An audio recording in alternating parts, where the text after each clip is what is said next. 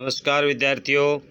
इससे पहले हमने सह स्वीकार कविता का अनुवाद है वो सीखा। आइए अब सीखते हैं हम कविता के मुख्य अभ्यास के प्रश्न। पहला प्रश्न है, टिप्पणी कीजिए कि गर्भीली गरीबी भीतर की सरिता बहलाती सहलाती आत्मीयता ममता के बादल, इन पर टिप्पणी करनी है हमने। तो गर्भीली गरीबी, कवि ने गरीब होते हुए भी स्वाभिमान का परिचय दिया है। उसे अपनी गरीबी से हीनता या गलानी की अनुभूति नहीं होती। वह स्वयं को पर गर्व करता है, भले ही वह गरीब हो। अगला, भीतर की सरिता, इसका अर्थ यह कि अंतःकरण में बहने वाली भावनाएं। कवि के मन में असंख्य कोमल भावनाएं हैं। उन भावनाओं को ही उसने भीतर की सरिता कहा है। नदी में पानी के बहाव की तरह कवि की भावनाएं भी बहती रहती हैं। बहलाती सहलाती आत्मीयता, किसी व्यक्ति से बहुत अपनापन होता है जो मनुष्य को अद्भुत सुख और शांति मिलती है। कवि को प्रियतमा का अपनापन, प्रेम पूर्ण व्यवहार हर समय बदलता रहता है। उसका व्यवहार अत्यंत प्रेमपूर्ण है तथा वह कवि के कष्टों को कम करता रहता है।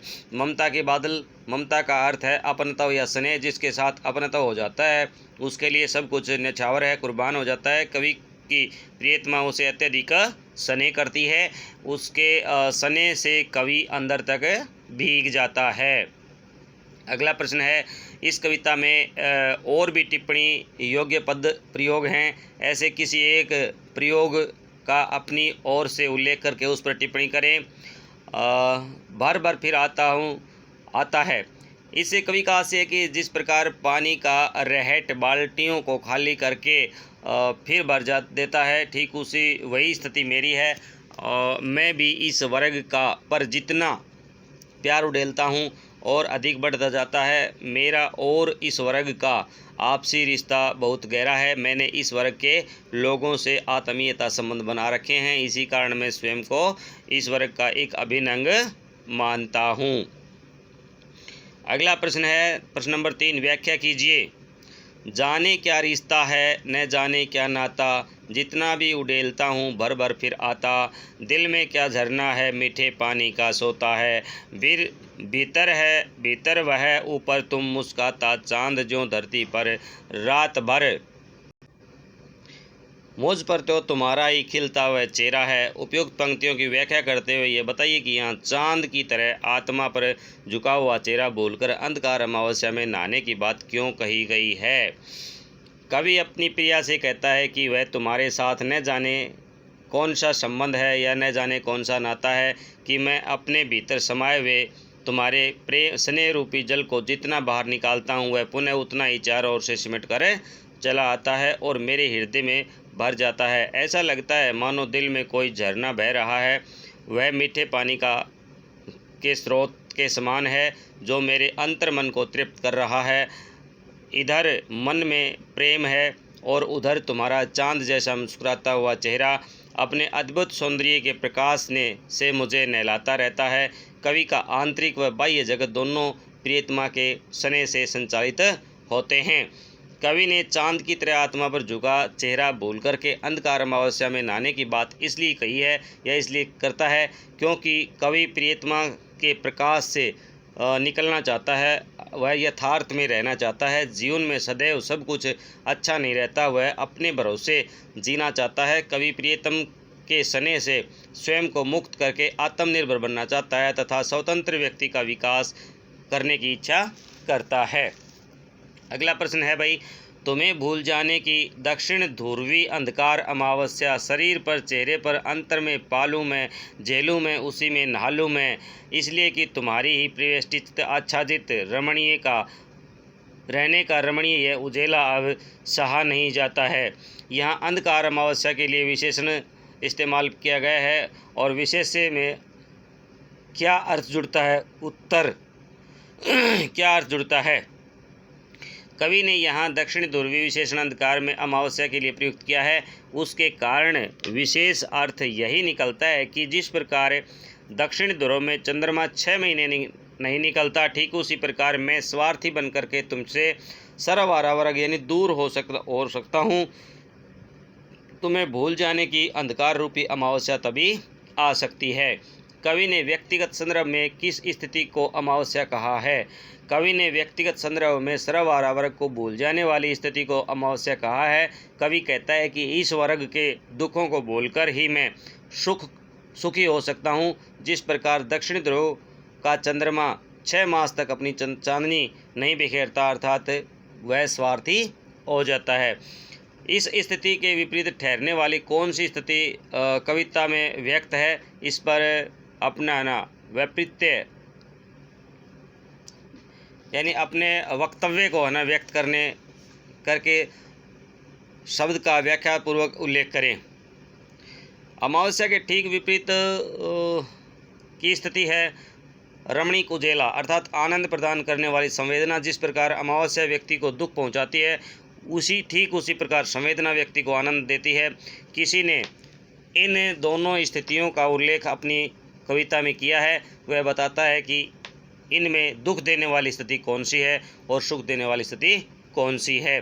कवि ने अपने संबोध्य, जिसको वह संबोधन कर रहा है, कविता का तुम को पूरी तरह भूल जाना चाहता है। इस बात को प्रभावी तरीके से व्यक्त करने के लिए क्या युक्ति अपनाई है? रेखांकित अंशों को ध्यान में रखकर उत्तर दें।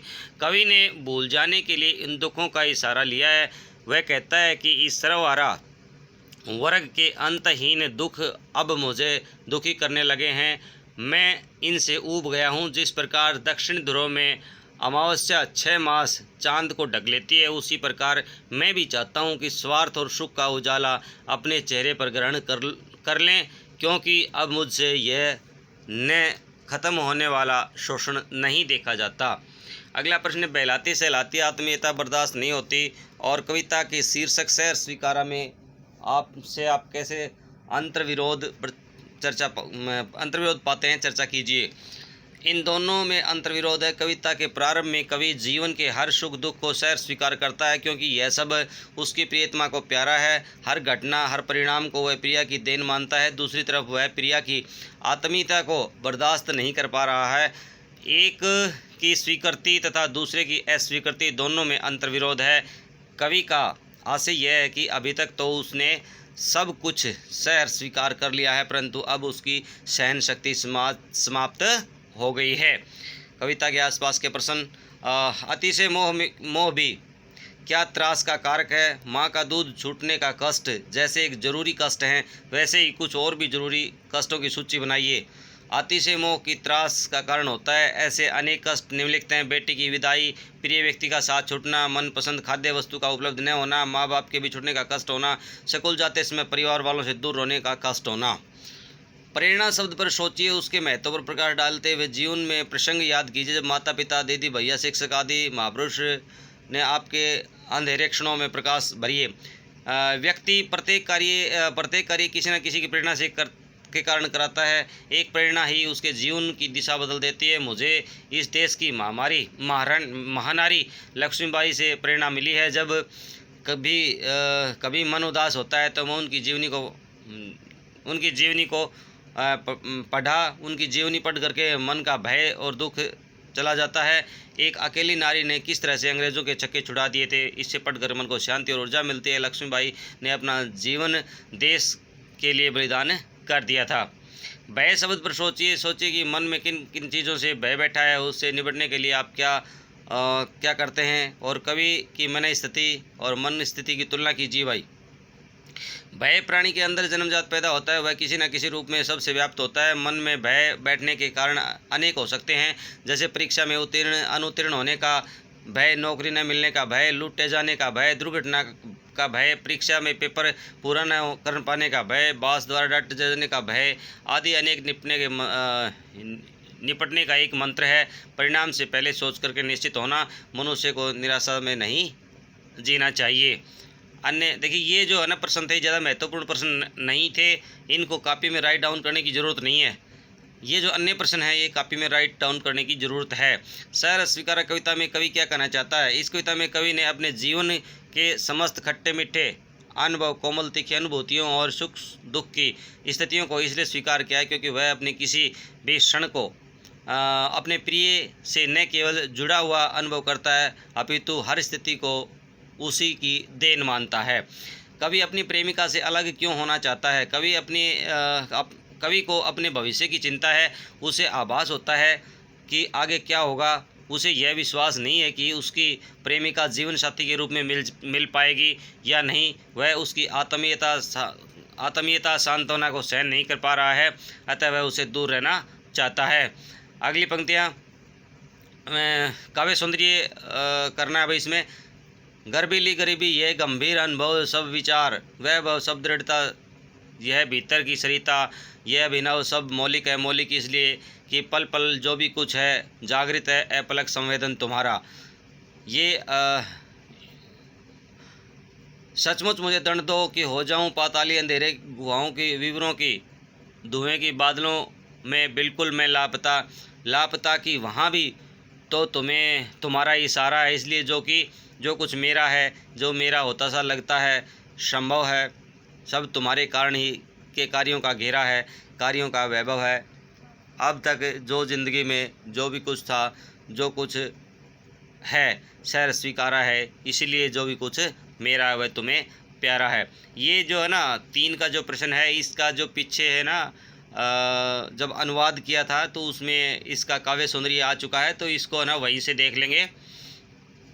सैर स्वीकारा है में कवि ने जिस चांदनी को सैर स्वीकार किया है उसे मुक्ति पाने के लिए वह अंग अंग में अमावस की चाह क्यों कर रहा है, या इस पर प्रतिपाद्य पर प्रकाश या क्या कामना करता है। कवि ने जिस चांदनी को स्वयं स्वीकार किया है अब वह उसे मुक्ति पाना चाहता है। इसका कारण यह है कि कवि अपनी अति से भावुकता और संवेदनशीलता से तंग आ चुका है। वह अपनी इस अति कोमलता से छुटकारा पाने के लिए एक और अंधकार में विस्मृति में खो जाने का दंड पाना चाहता है। कवि का हृदय अपराध बोध से ग्रसित हो चुका है। वह प्रिय को विस्मृत करने की भूल का दंड भी प्रिय से ही चाहता है, क्योंकि यह उसका अपनी प्रेयसी के निश्चल प्रेम के प्रति विश्वासघात है। वह अपने अपराध का दंड भुगतने के लिए घोर अंधकारमयी विस्मृति में खो जाना चाहता है। अगला प्रश्न है, मुक्तिबोध की कविता के आधार पर आशय स्पष्ट कीजिए कि कवि ने किसे सैर स्वीकार किया था और आगे चलकर वह उसी को क्यों बुला देना चाहता है। इस कविता में कवि ने यह सब कुछ स्वीकारना चाहता है कि जो उसके जीवन में घटित हुआ है, क्योंकि जब तक जीवन है हर प्रकार की सुखद और दुखद परिस्थितियां मनुष्य को घेर कर खड़ी रहती हैं। मनुष्य को प्रिय व समय द्वारा प्रदत्त सभी परिस्थितियों को स्वीकार कर लेना चाहिए। बाद में कवि अपने प्रिय को छोड़ना चाहता है क्योंकि वह अकेले जीने की आदत डालना चाहता है। प्रिया की ममता ने उसे कमज़ोर बना दिया है। वह अपने व्यक्तित्व में दृढ़ता लाना चाहता है। नेक्स्ट पर्सन, कवि ने अपने जीवन में ऐसा क्या है, कवि के जीवन में ऐसा क्या है जिससे उसने सैर स्वीकार कर लिया। कवि ने अपने सुख दुख की अनुभूतियों, गर्वीली गरीबी, जीवन के खट्टे मीठे अनुभव, प्रेमिका का प्रेम, व्यक्ति दृढ़ता, प्रौढ़ विचार, नूतन भावनाओं के वैभव को स्वीकार किया है। वह हर क्षण को अपनी प्रिया से जुड़ा हुआ अनुभव करता है। सैर स्वीकार कविता का संबोधन क्या है, संबोधन क्या है आप? सैर स्वीकार कविता में कवि का संबोधन उसका अज्ञात प्रिया है। वह कवि के जीवन के गहरे रूप में जुड़ा हुआ है। वह हर क्षण उसके साथ जुड़ा हुआ रहता है और उसके कारण उसके व्यक्तित्व में कमजोरी आ गई है। अब वह प्रिया के अति से प्रेम से दूर निकलना चाहता है। तो विद्यार्थियों, इस प्रकार इस कविता के हमने जो मुख्य प्रश्न थे वो सभी कर लिए हैं। यदि आप मेरे चैनल पर नए हैं तो चैनल को सब्सक्राइब करना ना भूलें, लाइक करें, शेयर करें। एजुकेशन पॉइंट हरियाणवी पर जयपाल शास्त्री के साथ आप हमेशा बने रहें। समय रहते आपका सिलेबस जो है वो कंप्लीट मैं करवा दूंगा। बस वीडियो को शुरू से लेकर अंत तक आप देखते रहें और धीरे धीरे करके आप उसे सीखते रहें। यदि इसमें जो बहुत महत्वपूर्ण प्रश्न हैं उनका स्क्रीनशॉट लेकर के या वैसे उन प्रश्नों को आप लिखना चाहें तो अपनी कॉपी में लिख सकते हैं, क्योंकि इनमें से बहुत से प्रश्न एग्ज़ाम में आने के काबिल हैं, एग्ज़ाम में आया करते हैं। तो आप उन प्रश्नों को अपनी कॉपी में भी उतार लीजिएगा। आप मेरे साथ बने रहिए। Thank you. जय हिंद, जय भारत।